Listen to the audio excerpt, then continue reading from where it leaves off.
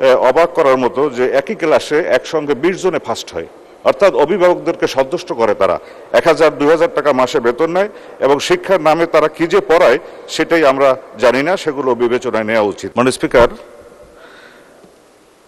প্রাথমিক গণশিক্ষা মন্ত্রণালয় সম্পর্কিত স্ট্যান্ডিং কমিটির আমি একজন সদস্য। এই বিষয়টি যেদিন এই সভায় উপস্থাপিত হয়েছে তখন আমি দেশের বাইরে ছিলাম, এ বিষয়ে কোনো মতামত দিতে পারিনি বলে আমি এখানে দু একটি কথা বলতে চাই।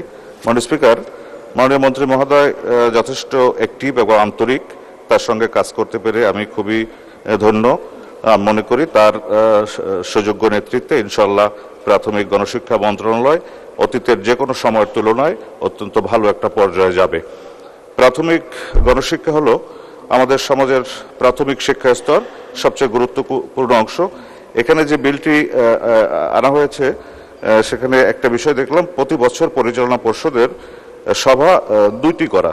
তো আমি প্রস্তাব করি যে এখানে অন্তত 4টি সভা থাকা উচিত। আর প্রাথমিক গণশিক্ষা কার্যক্রম বাস্তবায়ন এবং প্রাথমিক বিদ্যালয়ের শিক্ষক ও প্রাথমিক শিক্ষা সংশ্লিষ্ট কর্মকর্তাগণের পেশাগত দক্ষতা, তো এটা খুবই গুরুত্বপূর্ণ বিষয়। পেশাগত দক্ষতা, স্কিল ডেভেলপমেন্টের খুব বেশি প্রয়োজন। এমনিতেই মাননীয় প্রধানমন্ত্রীর নেতৃত্বে প্রাথমিক শিক্ষা কার্যক্রম অতীতের যে কোনো সময় সে ভালো চলে। শিক্ষকদের খুবই মানসম্মত শিক্ষক এখন এসেছে, কিন্তু প্রাথমিক বিদ্যালয়গুলোর পাশাপাশি আমাদের সমাজে কতগুলো কিন্ডার গার্ডেন প্রতিষ্ঠিত হয়েছে, যেসব বিদ্যালয়ে অবাক করার মতো যে একই ক্লাসে একসঙ্গে 20 জনে ফার্স্ট হয়, অর্থাৎ অভিভাবকদেরকে সন্তুষ্ট করে তারা 1000-2000 টাকা মাসে বেতন নেয় এবং শিক্ষার নামে তারা কি যে পড়ায় সেটাই আমরা জানি না, সেগুলো বিবেচনায় নেওয়া উচিত।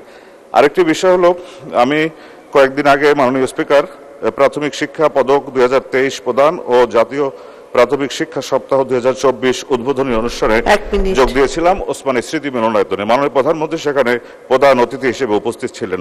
আমি অবাক বিস্ময়ের সঙ্গে লক্ষ্য করলাম, মাননীয় প্রধানমন্ত্রী তার বক্তব্যে তিনি বললেন যে স্কুলের বাচ্চাদের যে বিস্কিটটা খাবার দেয় আমি ওটা খেয়ে দেখেছি, আমি বুড়ো মানুষ, আমারই ভালো লাগে না, এই বিস্কিটে একটু চকলেটের ফ্লেভার থাকলে ভালো হয়। অর্থাৎ একজন প্রধানমন্ত্রী, রাষ্ট্রনায়ক, তিনি একটা প্রাইমারি স্কুলের বাচ্চাদের কি মানের বিস্কিট দেয় সেটাও তার নজর এড়ায় না।